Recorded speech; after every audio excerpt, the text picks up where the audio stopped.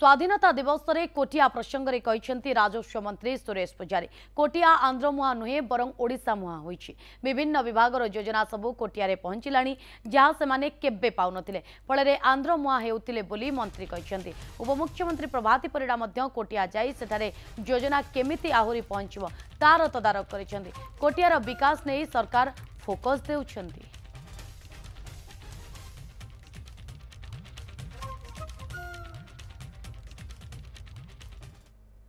हबाटा आरंभ कले विभिन्न विभागर जो योजना सबू से योजना पहुँचेबार कार्यक्रम आरंभ है जोटा केबे से माने पाउ नथिले एवं आंध्र मुहां आइतिले। एबे मु मध्य जाइतिली 5 जन मंत्री को सांगरे नहीं एवं सेमानकर विभागर मध्य जो योजना से योजनार लैंडिंग मध्य आरंभ होलानी।